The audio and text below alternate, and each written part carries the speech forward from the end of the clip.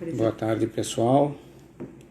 Estamos aí ao vivo novamente para mais uma live do Fertilitar, tradicionalmente nas terças-feiras à tarde, neste horário das 18 horas.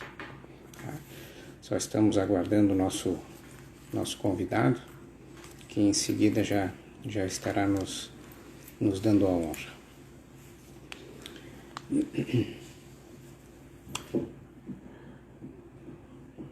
Temos um assunto bastante interessante hoje,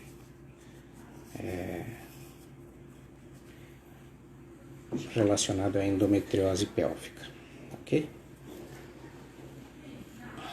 Um minutinho a mais aí, já estaremos começando.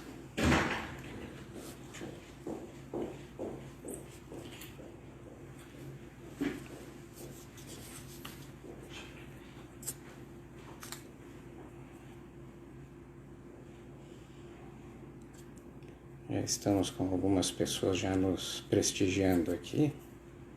Que bom. Sempre um prazer ter todo mundo juntos aí. Doutor Rui, doutor João, já estarei aguardando.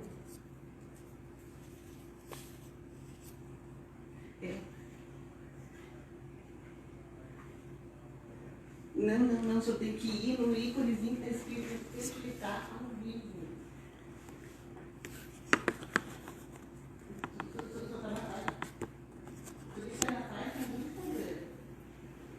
Já estamos fazendo a conexão com o Dr. Rui.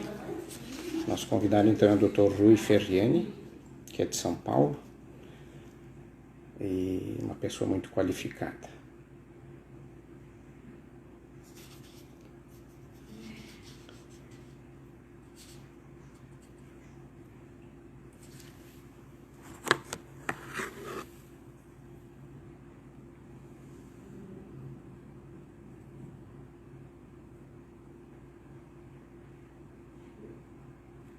Não, o senhor está na página do Fertilitar, só clicar no Instagram, sai e entra no... Acho que encosta a ponta.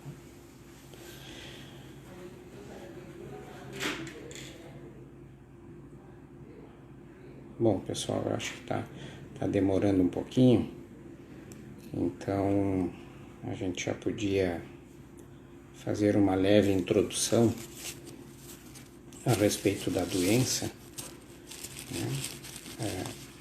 O que é a endometriose?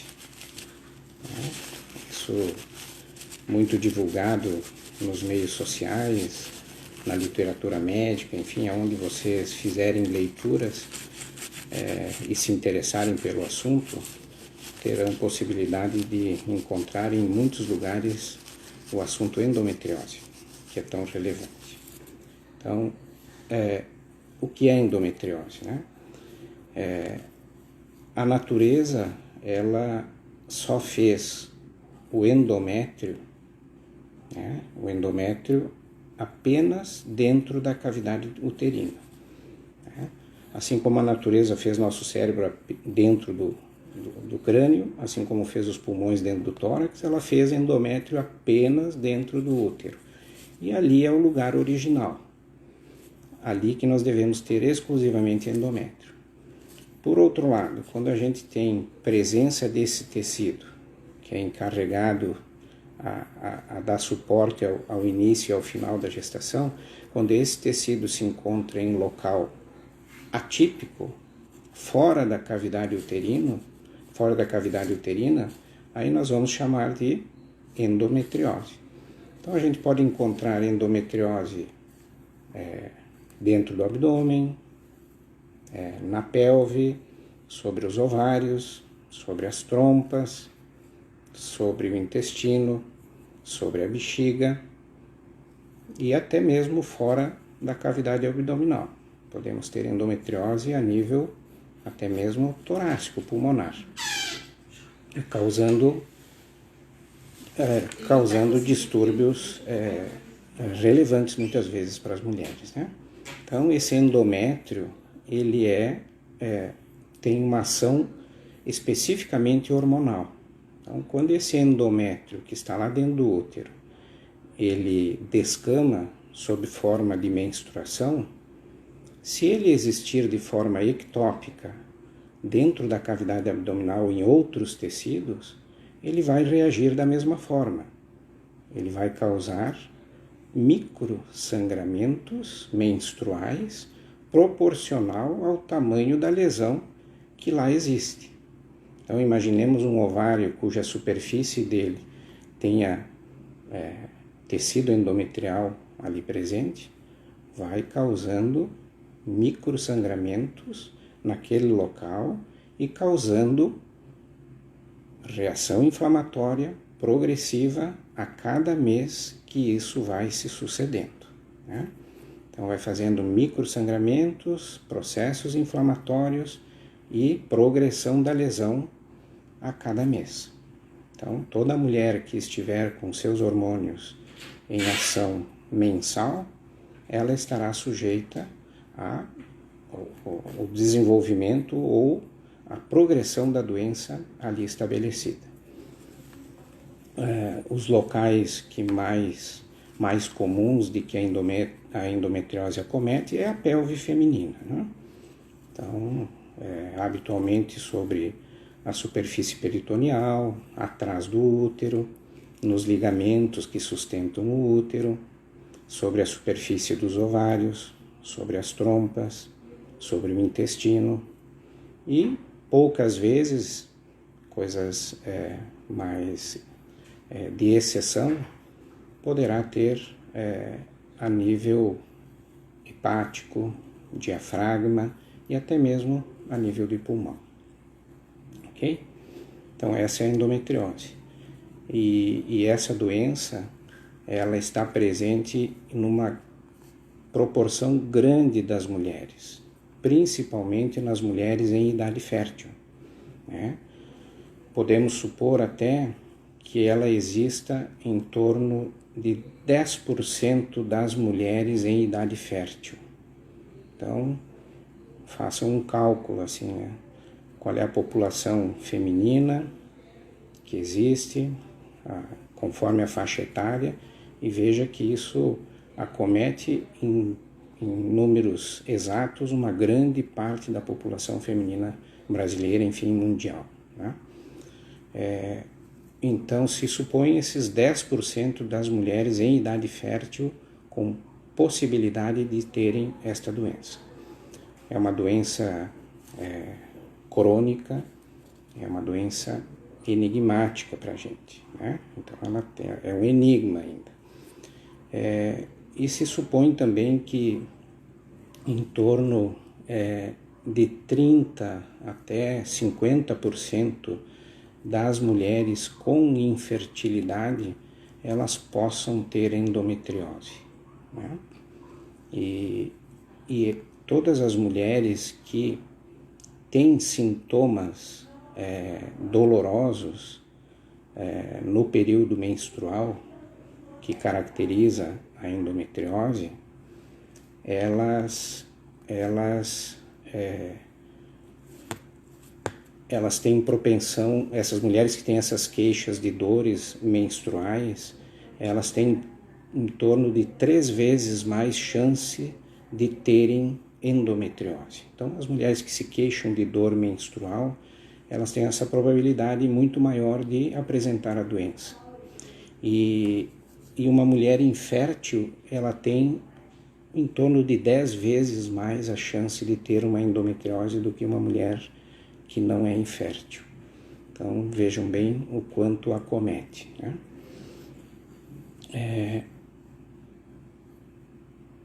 Quais são os sintomas que essas mulheres normalmente apresentam, portadoras de endometriose? Então, os sintomas, eles são variados. Os mais comuns que a gente percebe, quais são? Dismenorreia.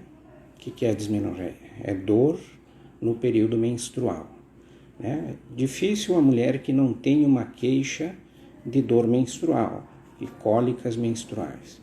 Normalmente acompanha a mulher na sua vida reprodutiva, a partir do momento que iniciaram as menstruações, né?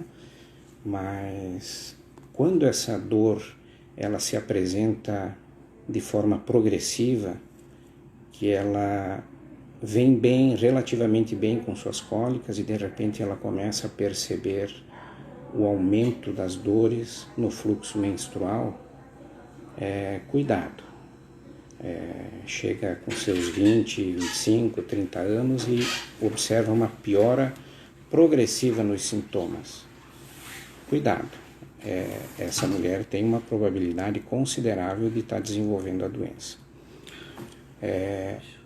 Além da dismenorreia, que é essa dor no período menstrual, que é o sintoma mais característico, ela pode ter uma queixa de dor pélvica crônica, aquela dor que não se apresenta apenas no fluxo menstrual, e sim em outros momentos do ciclo, no período, seja ele ovulatório, pré-menstrual ou logo depois da menstruação.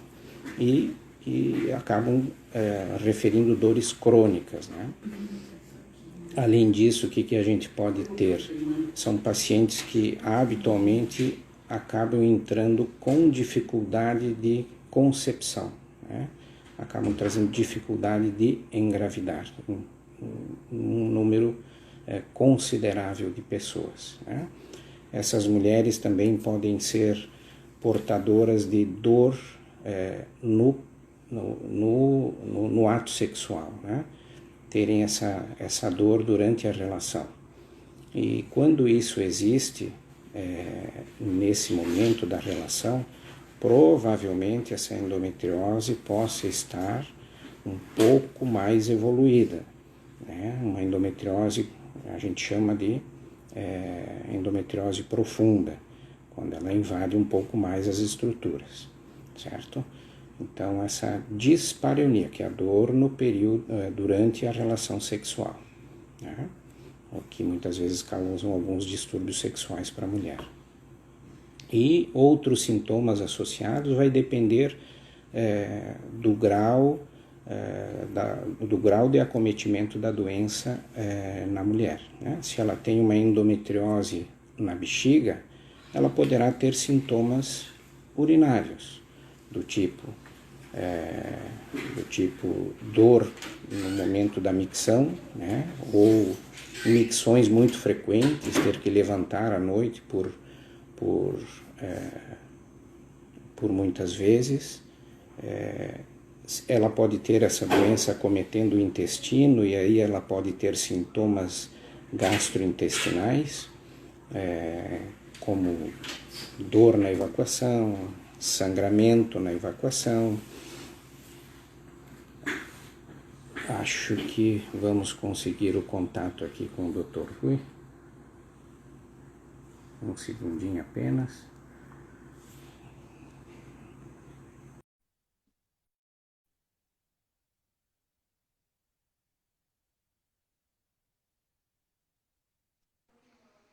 Oi, João. Grande, Rui. Um pouquinho de Desculpe, dificuldade aí, está? dificuldade, porque eu estava num outro fertilitar, não o RS, e aí por isso que não estava aparecendo. Meu desculpe. Entendi. Imagina, eu estava aqui tocando já um pouquinho das coisas iniciais, básicas, aí, que a gente, de informações básicas. Mas, Rui, muito obrigado por tu estar presente aí nesse teu valioso tempo, que a gente sabe o quanto é difícil para ti, que tem uma exigência nacional Não, é um intensa. prazer estar com os Eu acho que é amigos. quase todo dia aí tu está envolvido É o que eu falei, né? com lives. Ontem eu estava em Brasília com os amigos de Brasília, hoje em Porto Alegre. Quer dizer, a gente tem vantagens nessa história. A gente está rodando É o verdade. Brasil sem deslocar tanto, né? Isso. Eu ontem te visitei na tua live, ontem com o pessoal do Brasil, eu estava lá prestigiando também. Mas eu queria apresentar, então, o professor Rui Ferriani, que é uma pessoa da mais alta qualificação pessoal e profissional Muito obrigado. na comunidade médica. E isso é consenso, tu és uma pessoa unânime perante a comunidade médica, em especial na parte da ginecologia e da reprodução, e te dizer que foi uma satisfação muito grande poder contar contigo aqui E a gente aqui no Fertilitar tem uma admiração especial por ti, desde o teu amigo mais antigo, que é o Petraco, a Mariângela, eu, a Rafaela, enfim, todo o grupo aqui da clínica tem uma admiração especial por ti e escolhemos a tua presença aqui porque essa tua qualidade pessoal, profissional, nos deixa muito engrandecidos. Então, eu fico muito satisfeito e te agradeço muito pelo aceite do convite. E o propósito hoje, então, é só uma conversa. Tu estás acostumado com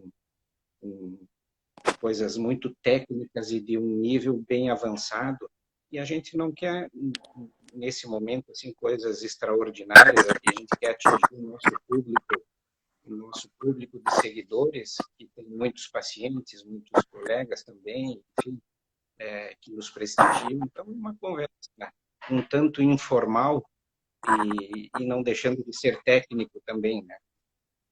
Então, eu te agradeço muito. E eu estava, antes da tua entrada aí, fazendo alguns comentários iniciais sobre a endometriose. Eu fiz apenas uma introdução da doença, do que dos seus sintomas, e a gente também se baseia nessa condução dessa live muito com as manifestações que as pessoas nos trazem de questionamentos, e aí, em cima desses questionamentos, a gente vai dando uma discutida. Certo? Tá certo, tá certo. Beleza. Eu estava colocando antes, Rui, assim, Você está me em ouvindo? relação à sintomatologia. Estou ouvindo bem, pode ficar tranquilo. Tá. Sim, estou ouvindo. Eu vou posicionar um pouquinho a minha câmera aqui, que o pessoal está me sinalizando. Eu vou te pedir uma licença para eu pegar o meu... Como eu ia entrar no computador, eu vou pegar o carregador para o celular, só um instantinho só, sempre tranquilo. Tá ótimo. Só fiquei com uma cara enorme. A gente...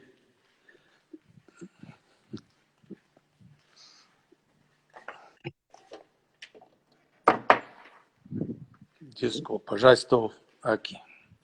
Tranquilo, Rui. Temos tempo.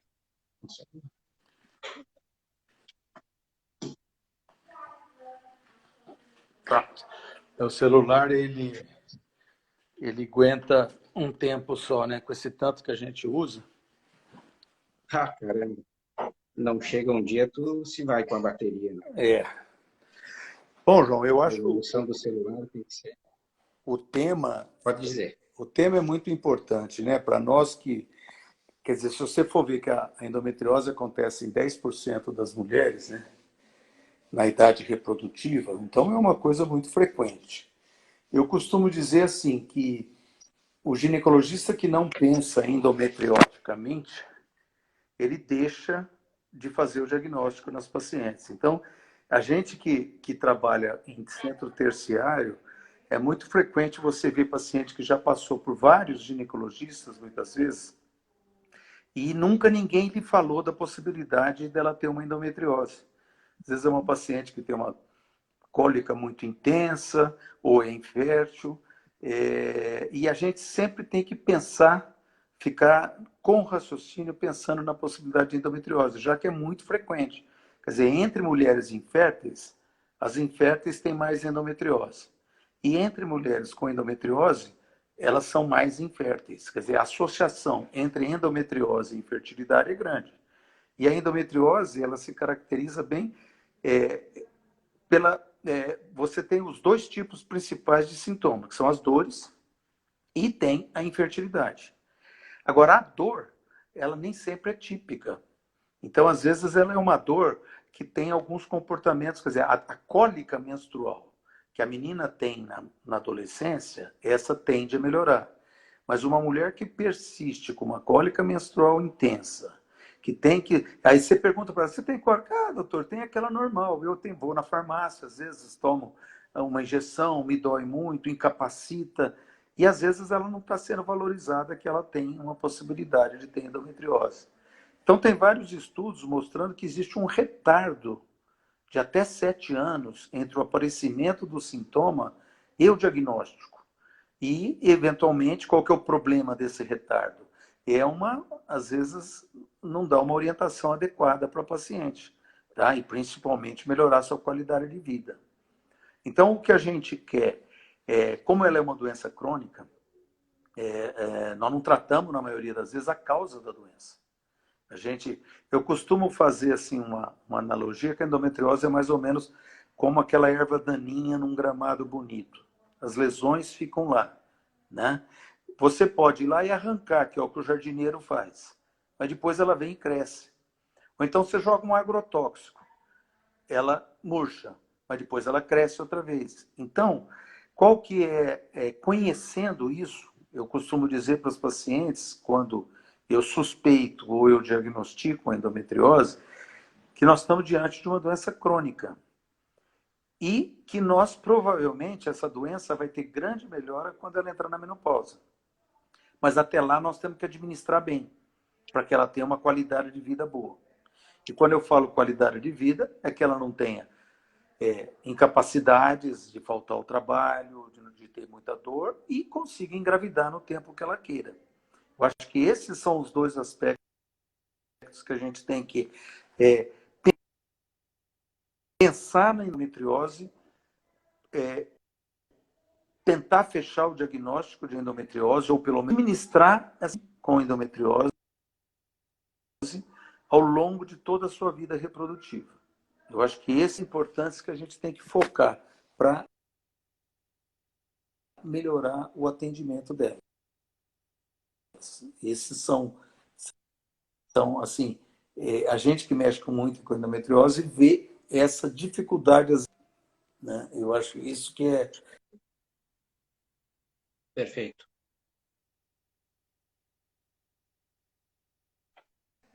Fica à Está tendo vontade. uma pequena queda no teu sinal ali, Rui. Aí você Às me vezes perdeu? ele... Isso, não, agora ok. Acho que está começando a voltar novamente. Ok. Um questionamento que fazem, e a gente pode entrar nessa abordagem para o entendimento das pessoas assim mais leigas, o porquê que a endometriose ela pode causar infertilidade. De que maneira ela traz esse prejuízo para a mulher? Conseguiu pegar, Rui? Não, me Acho que não, sumiu pela cortou, né? fala. Tá, É. eu vou de novo. Um questionamento que a gente recebe aqui é assim, o que a endometriose ela pode causar infertilidade nas mulheres, né? Queres comentar alguma coisa?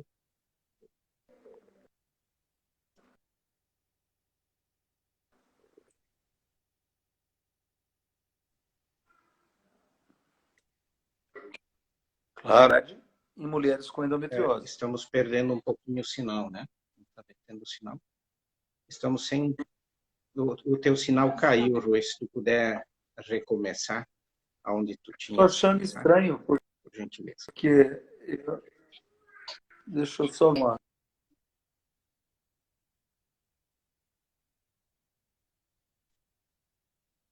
Isso aqui é mais.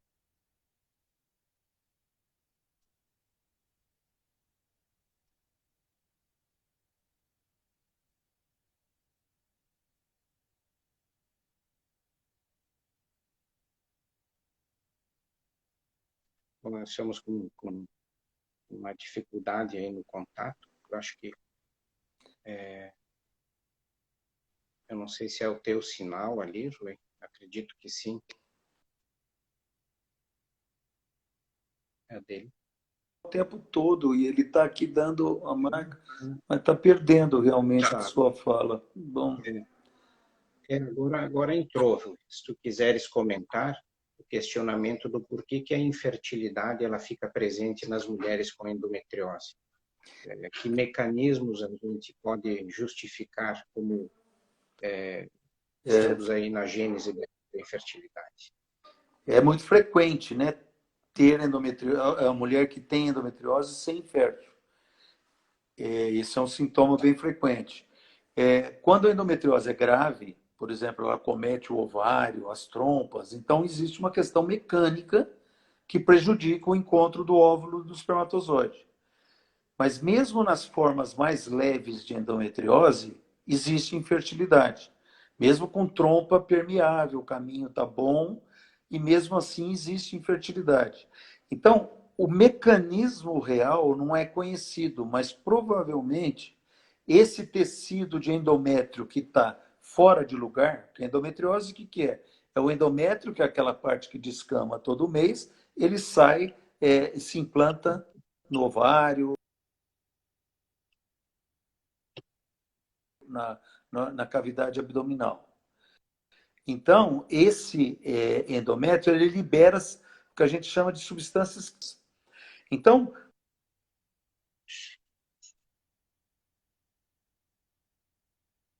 eu acho que agora o encontro do óvulo com o espermatozoide, ou até o caminho do embrião, depois o embrião grudar dentro do útero, todos esses mecanismos podem estar prejudicados numa paciente com endometriose. Então, a gente sempre tem que, quando a gente tem uma paciente com endometriose, sempre procurar fazer um aconselhamento a ela sobre engravidar. A melhor época de engravidar. Não estou dizendo que a gente está mandando ela engravidar, mas discutir com ela, porque mesmo a que não ainda apresentou a infertilidade. Você tem, por exemplo, pacientes com endometriose que ainda nem quiseram engravidar. Mas eu acho que nós temos a obrigação de conversar com elas, porque pode ser que elas tenham dificuldade no futuro para engravidar. E a gente pode fazer alguns aconselhamentos com isso, até o próprio congelamento de óvulos em alguma situação. Então, é por isso que a gente tem que individualizar bastante a situação de cada paciente, mas sempre pensar na questão da fertilidade dela. Isso é muito importante. O mecanismo real a gente não conhece. Perfeito, perfeito. Conseguiu ouvir? Rui, a gente sabe também de que o método diagnóstico padrão que a gente aconselha para o diagnóstico definitivo é a biópsia, a videolaparoscopia e uma amostragem histológica do tecido para comprovação. Então, a videolaparoscopia, mal ou bem, é o método definitivo para isso. E o papel dos exames de imagem, assim, a ultrassonografia e a ressonância magnética, como é que tu vê isso como no diagnóstico, como complemento diagnóstico da endometriose? Então, isso é muito importante. Quer dizer, sem dúvida, certeza diagnóstica nós vamos ter fazendo uma laparoscopia. Mas hoje, suspeitar de endometriose não significa indicar a cirurgia. Eu acho que esse é um cuidado muito grande que a gente tem que ter. A tendência de fazer uma laparoscopia diagnóstica, ela praticamente está em desuso, porque a imagem nos ajuda muito em fazer uma forte suspeita diagnóstica, principalmente nos casos mais avançados. A imagem, quando eu falo imagem, ultrassom ou ressonância, ela não nos ajuda muito nos casos mais leves. Mas hoje nós aceitamos claramente ter uma conduta de suspeita de endometriose, seja ela leve ou grave. O exame de imagem consegue, na grande maioria dos casos, fazer uma identificação boa dos casos que têm endometriose infiltrativa ou profunda, que atinge, por exemplo, ovários, que atinge intestino, que se infiltra. E esse exame de imagem, e aí quando eu falo a ressonância feita por um bom profissional, ou o ultrassom, também feito por um bom profissional, porque tem que tomar um pouco de cuidado, porque às vezes os pacientes falam, eu tenho um ultrassom transvaginal normal. Mas esse ultrassom de rotina nem sempre procura a doença com uma especificidade muito grande. Tá? Então, o que a gente chama é um ultrassom feito especificamente para discutir, para investigar a endometriose infiltrativa. É um exame transvaginal também, mas é muito mais demorado. Muitas vezes usa-se um preparo intestinal, embora não seja obrigatório, mas é um exame muito mais detalhado. E ele consegue, em 90% das vezes, fazer uma forte suspeita diagnóstica. Então, a imagem mais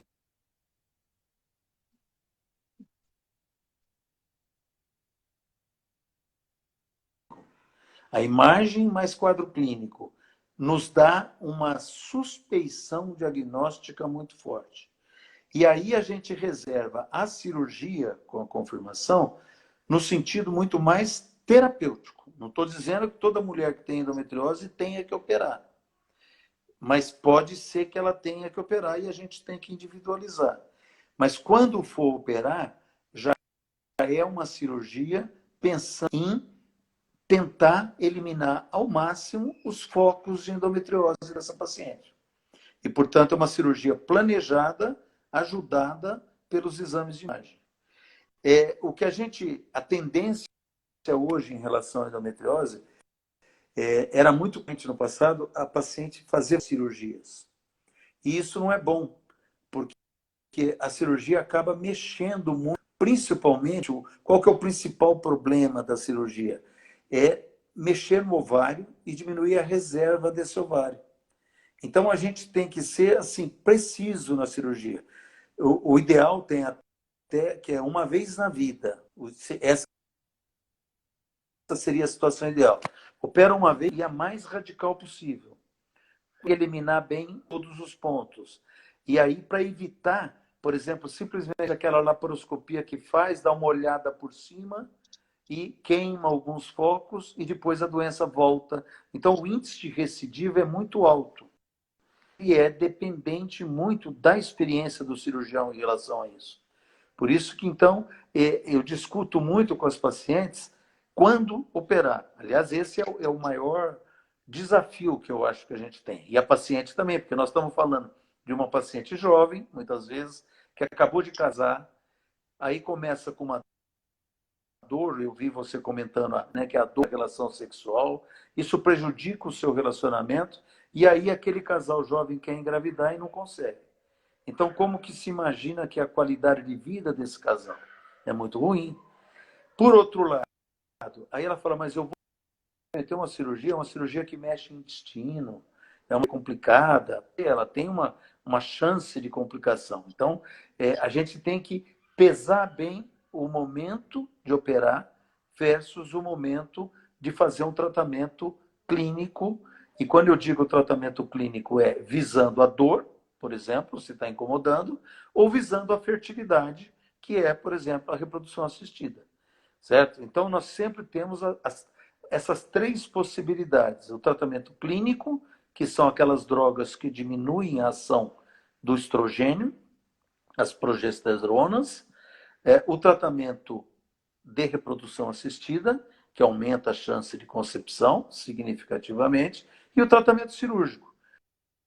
O tratamento cirúrgico ele melhora a dor e melhora a fertilidade das pacientes.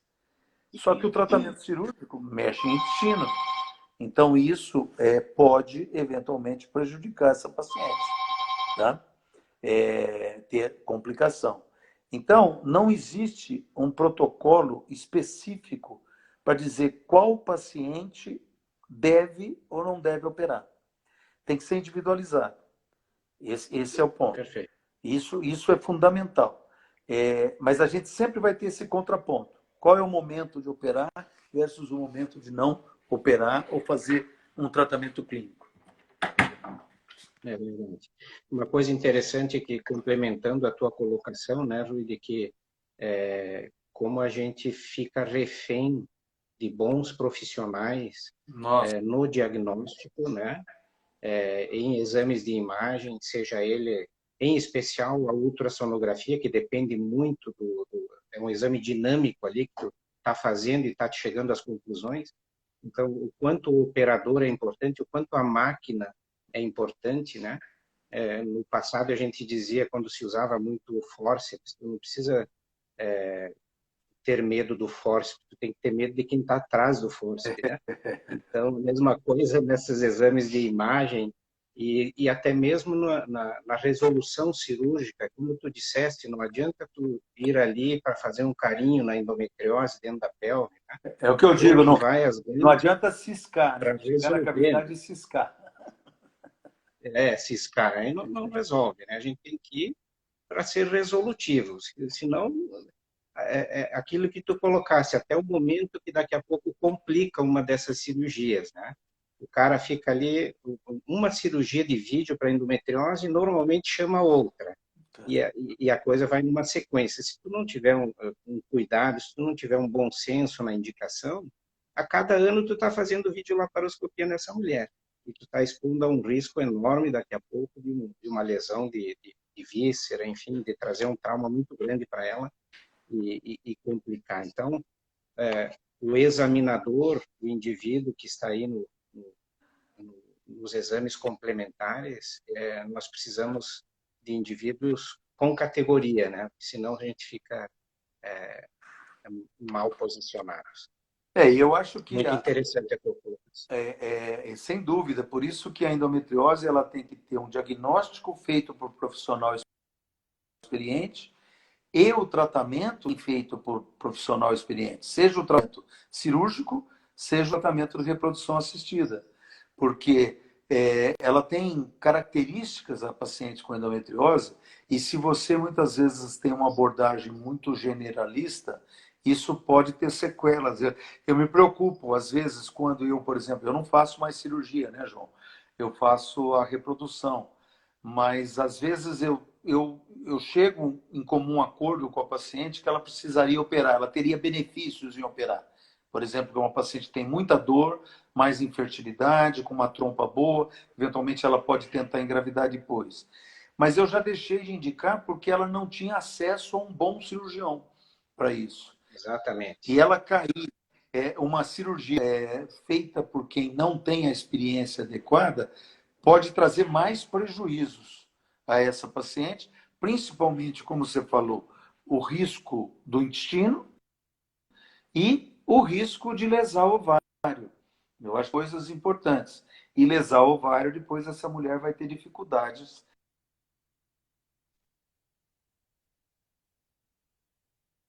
Esses são cuidados que as pacientes, ao indicar a cirurgia. Eu tenho hora que, às vezes, eu tenho que tomar uma decisão baseado no que o acesso que essa paciente tem, seja ele financeiro ou ao profissional, para tomar qual a melhor decisão de conduta.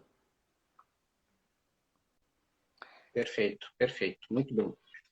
Eu acho que a gente podia responder alguns questionamentos das pessoas, dos seguidores, das pacientes, pode ser? Das mais simples às mais complicadas, um pouquinho. Deixa eu ver aqui, tem uma lista de... Qual o risco de engravidar tendo endometriose, Rui? O risco seria bom engravidar. Quanto mais cedo a mulher com Bom engravidar. engravidar, melhor.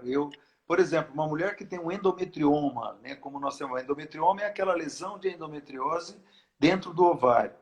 A gente nunca sabe como que ele vai crescer. Eu não consigo falar para ela, olha, ele vai ficar quietinho, parado naquele tamanho. Ele, de repente, pode crescer e essa mulher perder todo o ovário. Então, uma mulher que tem uma endometriose como essa, se ela tiver possibilidade de engravidar, eu recomendo que ela pense em engravidar. Por quê? Porque a gravidez, ela inclusive seca um pouco as lesões de endometriose. E a gente não sabe o futuro, porque vai que esse ovário, esse endometrioma cresce muito, depois ela pode perder o seu ovário.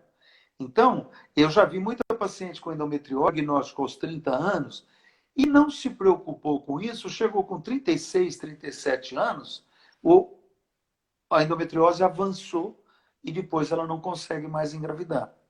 Então, esse é um ponto que a gente... Por isso que eu falei que é muito importante a gente saber onde pisa. É pensar endometrioticamente com a paciente, suspeitar de endometriose em toda paciente que tenha infertilidade e algum tipo de desconforto pélvico, dores. Como eu falei, não precisa ser só a cólica menstrual. pode ser dores meio difusas. Pensar na doença. Aí, individualizar a paciente no sentido de aconselhá-la. Se ela puder engravidar, orientar que seria bom ela engravidar. Agora, lembrar que uma mulher com endometriose, talvez a pergunta vai um pouco em relação a isso, ela tem chance de engravidar espontaneamente. Ter endometriose não significa que é infértil. Ter endometriose significa que pode ser infértil, mas ela tem chance de Perfeito. engravidar. Então, se essa mulher está tendo relações e não quer, ela tem que usar anticoncepção. Isso também é importante. Então, essa associação, ó, eu tenho endometriose, eu não vou engravidar. Nada disso. Você tem chances de engravidar espontaneamente ou com ajuda de tratamento. O importante é engravidar no momento certo. Isso é o ideal para toda mulher e principalmente com a mulher com endometriose, para que ela não tenha dificuldades de um ou de outro. Mas anticoncepção é bom para ela, se ela não quer, e a vantagem da anticoncepção, hormonal principalmente, é que melhora as dores, né, se ela tem cólicas. Então, essas mulheres melhoram muito das suas cólicas menstruais, dessas dores difusas, quando elas estão usando um anticoncepcional. Perfeito. Uma coisa que eu normalmente é, eu considero, porque a endometriose ela se revela muito agressiva nas chances espontâneas de gravidez, né? Dependendo desse grau de endometriose, esse comprometimento da fertilidade, ele pode ser expressivo ou menos expressivo, mas ele judia a mulher do ponto de vista reprodutivo quando ela compete naturalmente, né? E a endometriose ela acaba sendo um mau negócio, seja ela na gravidez natural, seja na inseminação, seja na reprodução assistida. Talvez uma preocupação que eu imagino também que essa pergunta possa ter sido é o desfecho que a endometriose pode trazer na gestação, né? A gente também não pode desconsiderar o fato de que a endometriose também, mal ou bem, ela causa mais abortos. Trabalhos também mostrando que o desfecho gestacional com nascimentos precoces, com baixo peso do recém-nascido, doença hipertensiva, pré-eclâmpsia, parece guardar relação também com mulheres portadoras de endometriose. Em termos de proteção da doença, é um ótimo negócio, sem margem de dúvida, né? Mas a endometriose ela é um mau negócio em todos os sentidos e talvez ela possa ter um desfecho que requeira um cuidado obstétrico um pouquinho mais atencioso, vamos dizer, um olhar mais atencioso para a evolução gestacional e o puerpério em si.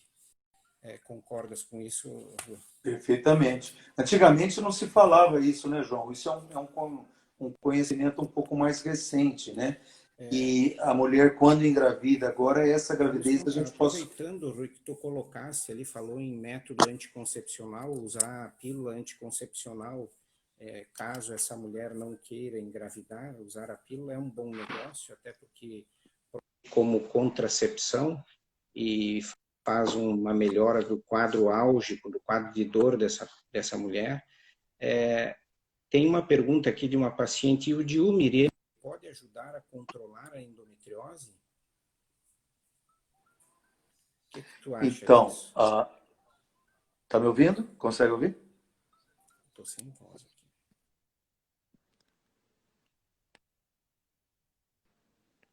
Está me ouvindo? Sem voz. João? Você não me ouve? Só um pouquinho, Rui. Vamos ver se Aí eu estou te ouvindo bem. consegue me ouvir. Ouço bem, você me ouve? Só um pouquinho, Rui. Estou entrando com ligações aqui, né?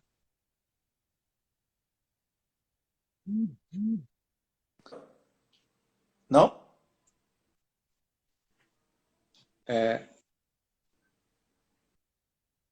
Ok, eu acho que sim. Podes continuar, Rui, eu acho que sim. Acho que agora vai. Você está me ouvindo? Sim, um pouco baixo, mas estou te ouvindo. Pode seguir.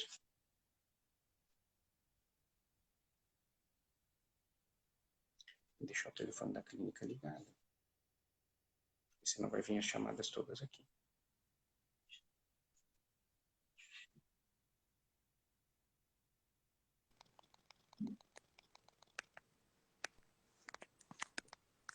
Oi, Rui. Consegue me ouvir aí? Não?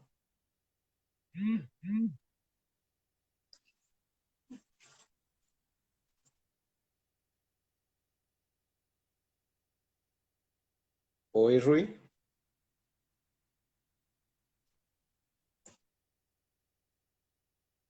Estamos com um problema técnico aqui. Perdemos um pouco o áudio com o Dr. Rui e também imagem. Vamos ver se a gente consegue restabelecer.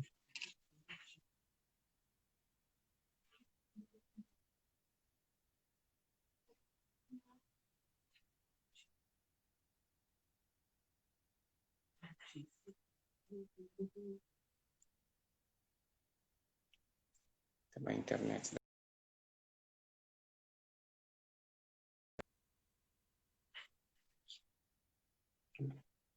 Perdemos a conexão com o Dr. Rui. Enfim, escusas pela questão técnica aí que está acontecendo. Bom, vamos dando sequência aqui, vou respondendo alguns questionamentos que foram surgindo aqui. Quem tem endometrioma consegue ovular para realizar a fertilização in vitro? Sem problema, né? O endometrioma ovariano, ele não invalida que esse ovário continue a trabalhar, né? Isso vai depender muito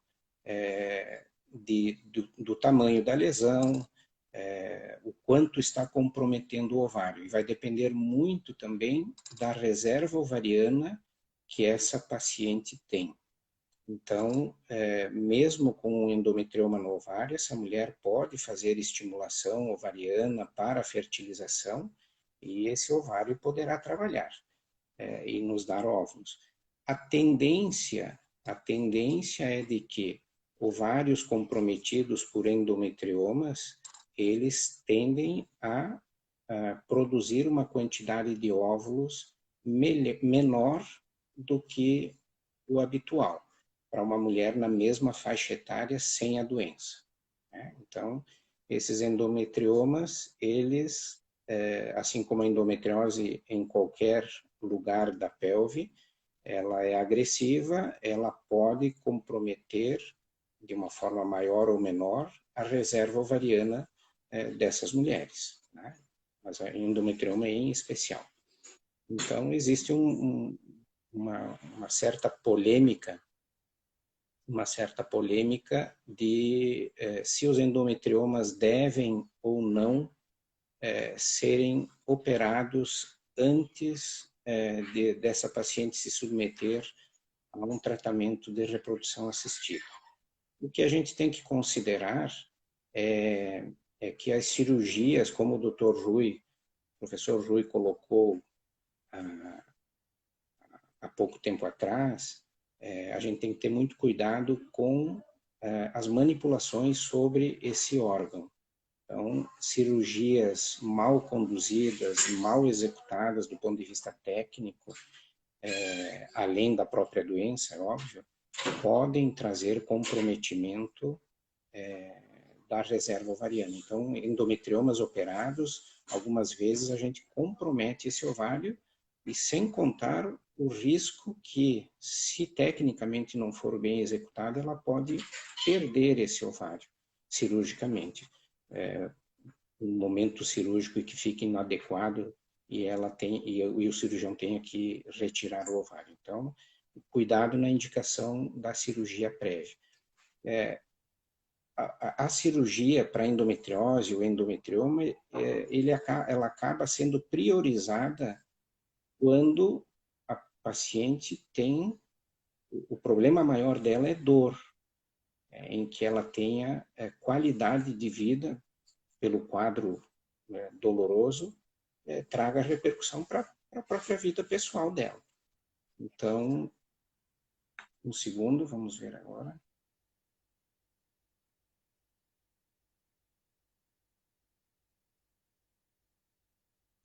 Acho que a gente vai conseguir que o Dr. Rui entre novamente. Eu peço escusas essa dificuldade toda. Oi, Rui. Desculpa, João. Eu vim para o computador para tentar melhorar, mas aí não tem jeito. Ela me falou que não tem jeito pelo computador. Então eu voltei para o celular. Entendi. Não, mas tá bem. Eu estou te ouvindo um pouquinho baixo, mas eu acho que vamos em frente. Eu estava falando agora, Rui, até pelo avançado já da hora, sobre a indicação da cirurgia de endometrioma antes da fertilização, sim ou não, se a gente recomenda a cirurgia. Eu estava conversando alguma coisa, talvez tu possa aprimorar um pouco isso que eu coloquei. Esse é talvez o maior dilema que a gente tenha, né? Porque hoje a gente pensa assim, uma paciente que tem endometriose leve, como eu falei, ela tem chance de concepção espontânea. Tá. Se não acontecer a concepção, nós temos que apressar o processo. E apressar o processo, nós podemos fazer um procedimento mais simples, que é a inseminação, ou nós podemos fazer a fertilização. Para os casos leves, a gente pode considerar tudo isso. Nos casos graves, nós temos que ser um pouquinho mais agressivo. Então, geralmente, nos casos graves, a depender do tempo que essa mulher está exposta já à concepção, existe uma tendência maior de indicar a fertilização in vitro nessa paciente. Então, você tem dois caminhos para ela. Ou indica a cirurgia, ou indica a fertilização in vitro. Pensando agora na gravidez. Qual é uma situação que a cirurgia seria uma primeira opção? Isso que eu disse que não tem consenso. Uma situação por exemplo, que ela tem um quadro doloroso muito intenso. Você não consegue me ouvir? Você me ouve? Estou ouvindo, pode seguir. Se ela tiver um quadro doloroso muito intenso e uma possibilidade de ter trompas permeáveis. Essa é uma situação que a cirurgia pode trazer benefício para essa mulher, porque ela vai melhorar a dor, com grande probabilidade, e aumenta a chance de concepção espontânea. Então, essa é uma boa situação.